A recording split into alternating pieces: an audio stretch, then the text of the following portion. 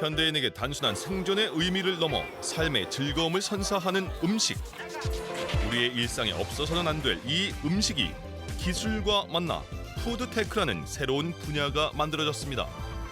푸드테크는 미래의 지속 가능한 성장 산업으로 주목받고 있는데요. 앞으로 대한민국이 이제 향후 10년 이내에 이러한 어떤 기존의 반도체 산업 또는 이런 바이오 산업을 뛰어넘을 만한 그런 어떤 미래 산업이 이 푸드테크에 있다라고 생각을 합니다. 올해 초 열린 세계 최대 전자제품 전시회 CES 2022에서는 푸드테크가 사상 처음으로 올해 주목해야 할 5대 기술 트렌드 중 하나로 뽑혔습니다. 또한 마이크로소프트 창업자인 빌 게이츠는 미국의 한 푸드테크 스타트업에 무려 1,200만 달러를 투자했고 식량의 90% 이상을 수입하는 아랍에미리트 연합 역시 전폭적인 푸드테크 투자에 나섰습니다. 이 식품에 이 기술이 접목되면 결국 새로운 가치를 창출하는 것이죠. 앞으로 10년 안에 그런 대체 식품이나 맞춤형 식품 시장은 전체 식품 시장의 한 20%까지 또 늘어날 수 있을 것이다. 식품 안전과 식량 위기, 환경 문제 등으로 인해 미래 먹거리의 중요성이 더욱 커지고 있는 지금. 국내 푸드테크 산업의 현재와 미래를 짚어봅니다.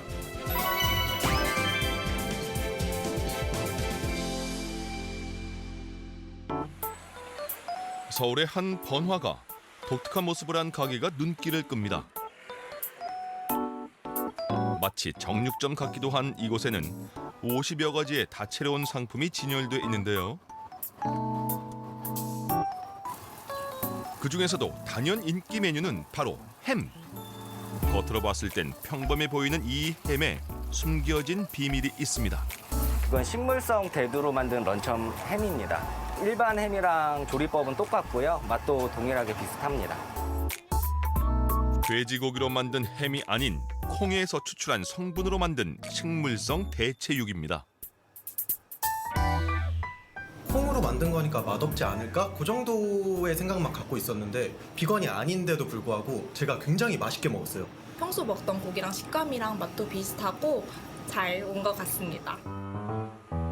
소비자들의 입맛을 공략하기 위해 식이섬유와 해조류로 쫄깃한 식감을 만들고 비트와 파프리카 등에서 추출한 재료로 붉은 색상을 재현해서 식물성 대체육을 완성했는데요. 기존 고기와 큰 차이는 없는 맛과 식감, 품질에 가장 만족해 하시고요. 특히 일상에서 즐겨 드시던 음식에 대한육을 활용해 맛있고 건강하게 즐길 수 있다는 점을 신기해 하십니다. 각양각색 다채로운 대체 식품이 많아지고 있습니다.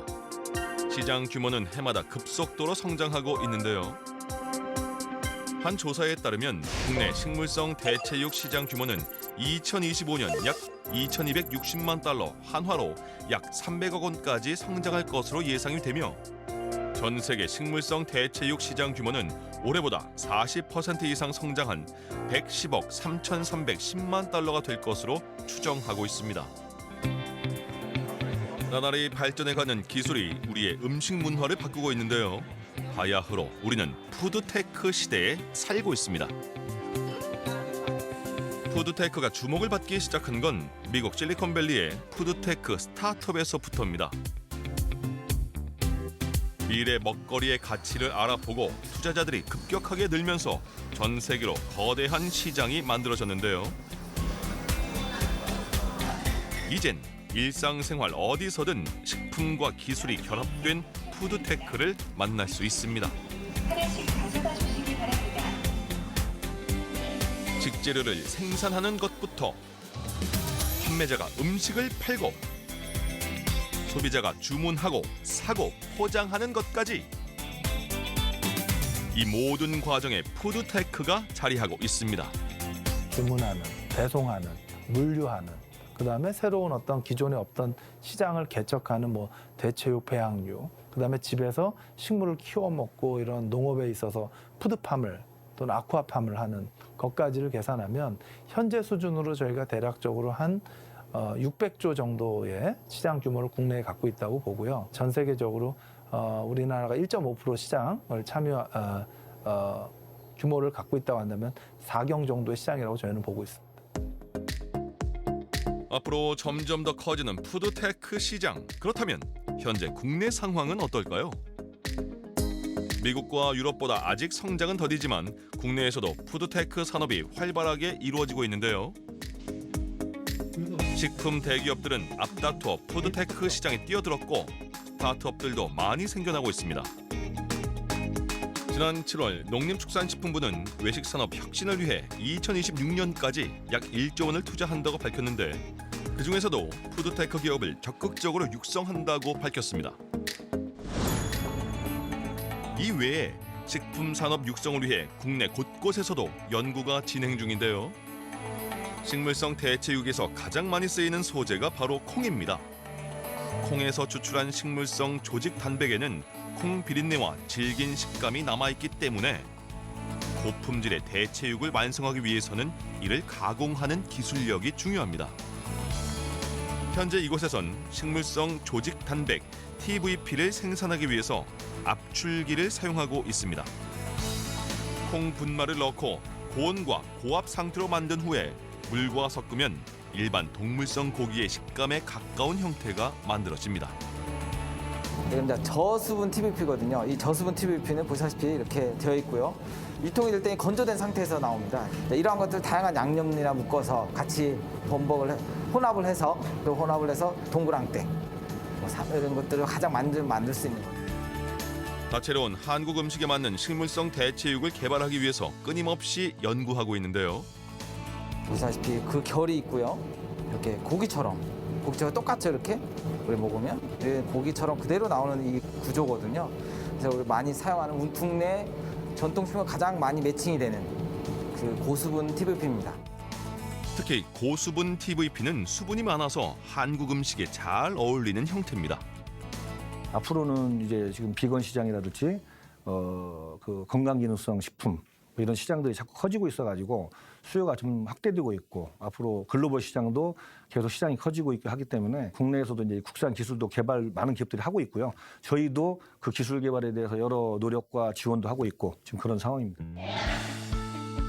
과거 일부 식품에 제한적이었던 식물성 대체육은 현재 불고기, 떡갈비, 만두 등 셀 수 없이 많은 메뉴로 만들어지며 우리의 식탁에 오르고 있는데요. 이뿐만이 아닙니다. 해외에선 인공으로 세포를 배양해서 만든 연어까지 등장하며 대체 식품의 범위가 더욱 넓어지고 있습니다.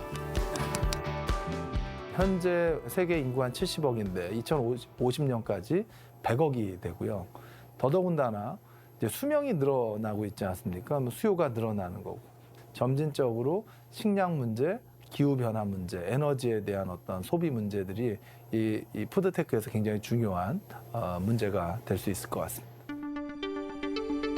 사실 이러한 대체 식품이 주목을 받는 이유는 기후 변화와도 관련이 깊습니다.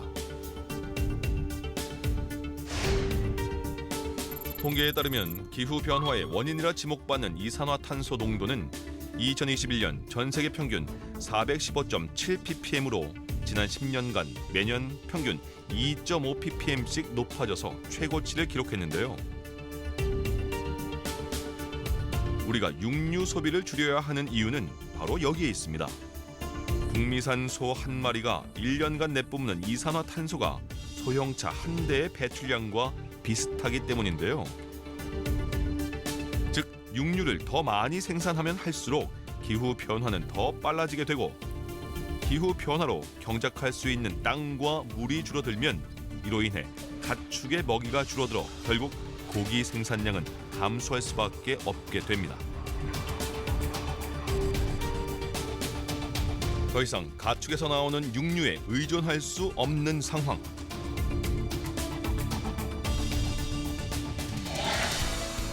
이에 대한 대안으로 유엔 식량농업기구는 육류를 대체할 식품 중 하나로 식용 곤충을 주목하라고 합니다.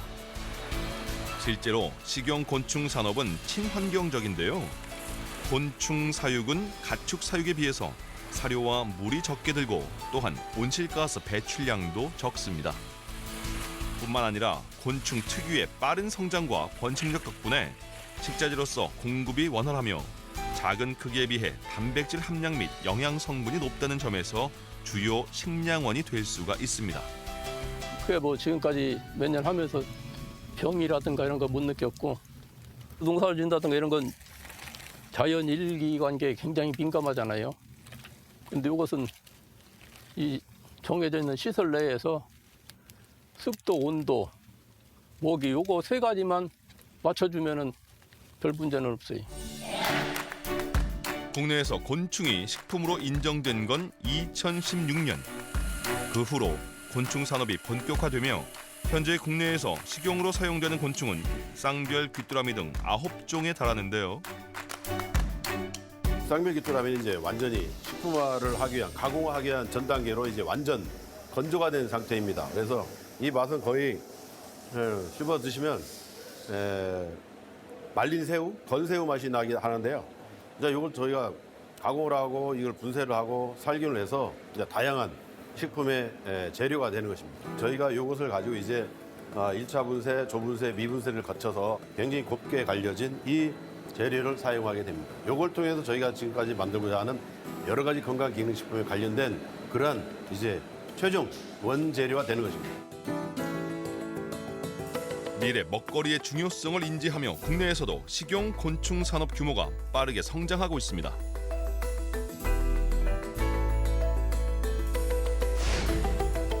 농림축산식품부에 따르면 2021년 국내 곤충 산업 규모는 전년도와 비교해 32억 원이 증가한 약 446억 원을 기록했고 그중에서 절반 넘게 차지하는 것이 식용 곤충 산업으로 나타났습니다.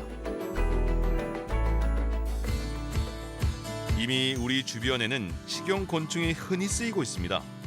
식용 곤충 원료로 만든 과자, 파스타가 판매되고 있고 한 병원에서는 환자식으로 단백질이 풍부한 식용 곤충으로 만든 음식을 제공하고 청주의 한 고등학교에서는 급식 반찬에 식용 곤충 원료가 사용되기도 했습니다.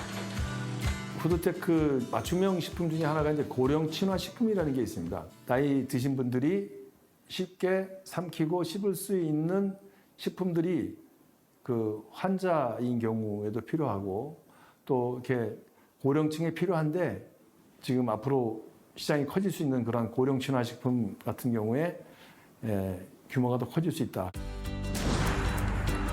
푸드테크는 먹거리의 변화뿐만 아니라 우리의 삶을 윤택하게 바꾸어주고 있습니다. 특히 IT 강국인 우리나라는 푸드테크 산업이 발달할 수 있는 최적의 환경을 갖추고 있는데요. 서울 지하철 7호선 역사 안에 만들어진 도시명 스마트팜이 그 대표적인 사례입니다. 수경재배는 말 그대로 물숫자에 뿌리경자를 써서 이제 기존에 많이들 알고 계신 흙이 아닌 물의 영양소 성분들을 첨가를 해서 그 영양소들을 작물이 이제 뿌리로 흡수해서 자라는 방식을 저희는 사용하고 있습니다. 도심 그리고 지하라는 공간적 한계를 극복하고 층층이 수직으로 수경 재배를 하고 있는데요. 수경 재배는 지속적인 빛과 양분의 공급으로 수확 시기가 더 빠릅니다. 요거는 이제 한 5일 정도 후에 출하될 허브고요. 근데 이제 보통 저희가 상추류 같은 경우는 기존에 이제 일반 흙에서 재배를 하게 되면 2달 정도에 걸쳐서 이제 수확기가 다가오는데 저희 이제 메트로팜 같은 경우는 40일 정도면은 수확이 충분히 가능한 시기가 찾아오고 있습니다. 일반 농장보다 더 빨리 자라는 효과도 있는 거죠? 네네. 왜냐하면은 이제 일반 농장 같은 경우는 뭐 햇볕이 안 드는 날이나 비가 오는 날에 이렇게 광합성 양이 줄어들게 되는데 여기 같은 경우는 24시간 이제 딱 줘야 할 광 시간에 정확하게 이제 적절한 광을 주기 때문에 좀 생산 속도가 빨라지는 장점이 있습니다. 농작물을 재배하는 것부터 수확하기까지 모든 과정에 고도화된 기술이 접목돼 있는데요. 이뿐만이 아닙니다. 스마트팜 관리에 필요한 노동력을 최소화했습니다. 저희 같은 건 ICT 기술, 이제 정보통신 기술을 이용을 해서 센서에서 수치를 측정을 하게 되면은 그 인터넷을 통해 저희가 이제 노트북이나 이런 식으로 이제 스마트폰을 통해 현장에 가지 않고도 이렇게 실시간으로 직접 확인을 하고 있습니다. 덕분에 해마다 일정한 양의 싱싱한 농산물이 수확되고 있는데요. 또한 도시형 스마트팜답게 유통하고 보관하는 과정 없이 갓 수확한 농산물을 소비자들에게 바로 판매할 수 있는 장점도 있습니다. 처음에 봤을 때는 이제 지하철에서 식물을 키운다고 하니까 지하철 특유의 그 공기가 나쁠 것 같은 이미지랑 같이 해가지고 약간 부정적인 이미지가 있었는데요. 막상 와서 보니까 방금 전까지 자라고 있던 걸 갖다서 먹는 느낌이라 훨씬 싱싱하게 느껴지는 것 같아요. 푸드테크는 점차 소비자 개인의 맞춤형으로 발전하고 있는데요. 커피나 한잔 하실래요? 저는 아메리카노 먹고 싶어요. 아메리카노. 커피 드시는 거죠? 저는 연잎차 하려고요. 소비자가 스마트폰 앱을 활용해서 자신의 기호에 맞는 커피나 차를 선택하면 이와 연계된 기계가 자동으로 작동합니다. 이 기계는 차와 커피를 동시에 선택할 수 있도록 만들어졌습니다. 특히 바쁜 직장인들의 만족도가 큽니다. 제가 평소에 차를 자주 마시는데 아무래도 내리는 시간이 빠르다 보니까 되게 편리해요. 이게 아마도 어플을 통해서 미리 예열을 할 수 있어서 그런 것 같고, 그러다 보니까 내가 미리 가서 물을 데워놓을 필요 없이도 따뜻하게 맛있는 차를 마실 수 있습니다. 여기서 또 하나 재밌는 건 이 스마트폰 앱에 개인별 건강 정보가 기록돼 있어서 나만의 커피나 차를 추천받을 수 있다는 겁니다.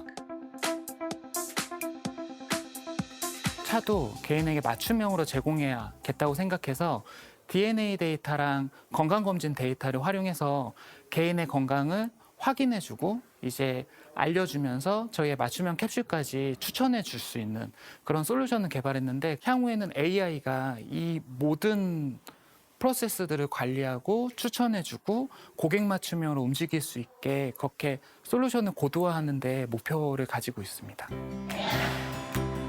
음식과 기술이 결합한 푸드테크, 여기서 끝이 아닙니다. 이제는 로봇이 직접 음식을 만들기도 합니다. 오픈 주방 한가운데 떡하니 자리 잡은 직원은 다름 아닌 로봇. 일정한 치킨의 맛을 내기 위해 제작된 조리 자동화 시스템입니다. 반죽한 닭을 건네면 로봇이 뜨거운 기름에 넣고 정해진 시간 안에 닭을 튀기는데요.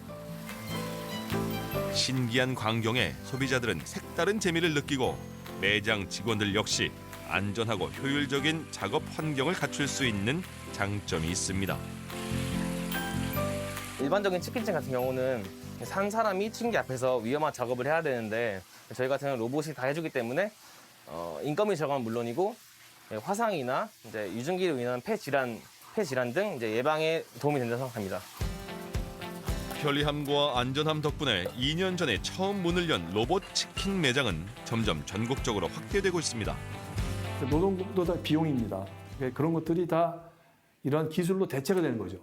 그래서 이 푸드테크 기술의 발전이라는 것은 결국에 인간 생활을 더 윤택하게 해주고 더 건강하게 해주는 그런 촉매가 되고 있다. 현재 전 세계 각국에서는 푸드테크 산업의 발전 속도를 높이고 있는데요. 2020년 싱가포르는 세계 최초로 배양육 식품을 판매하도록 허가하기도 했습니다. 하지만 명색이 IT 강국이라는 말이 무색하게 아직 우리나라는 법과 제도가 미비한 상황.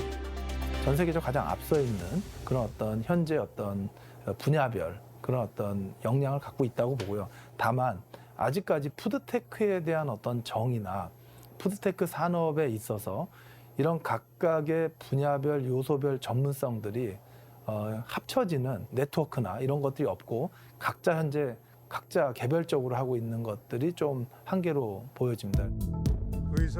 국내 푸드테크 산업의 진흥을 위해 지난 9월 국회에서는 이와 관련된 식품산업진흥법 개정안이 발의됐는데요. 관련 산업이 초기다 보니까 앞으로 혁신의 가능성도 큽니다. 그러니까 정부가 지원해야 될 영역이 많다고 할 수 있죠. 인프라 구축을 해야 되니까 인력 양성을 도와주고 R&D 예산을 증액해가지고 푸드테크 스타트업이나 청년 기업들을 좀 지원해 줄 수 있어야 되고, 관련 부처들, 과기정통부, 식약처, 농식품부 이런 데서 협의체를 만들어서 원활하게 그것이 돌아가도록 해야 된다. 우리의 식문화는 빠르게 발전하는 기술에 따라 매일 놀라운 모습으로 변화하고 있습니다. 오늘의 기술이 내일의 먹거리를 바꾸는 푸드테크 혁명, 지금 주목해야 할 이유입니다. 식량 안보 측면에서 그 대체 식품이 발전하는 것은 나름 의미가 있다고 보고요. 또 하나는 지구 환경입니다. 지금 탄소 배출을 줄여야 된다라는 이제 그러한 세계적으로 이제 그러한 그 정책이 가고 있는데, 식물 기반 대체 식품을 개발하고 이것이 육류를 어느 정도 대체할 수 있다면 지구 환경 보존에도 크게 기여할 수 있다. 네, 그렇게 보고요. 앞으로 미래는 개인 맞춤으로 간다. 이 다양한 개인에 맞는 전문화된 스타트업들이 필요하다. 이러한 스타트업들이 글로벌하기 위해서는 기존의 기업과 그다음에 정부의 지원이 굉장히 필요하다가 우리 푸드테크에 관련된 미래에 있어서 가장 우선돼야 될 일이라고 생각합니다.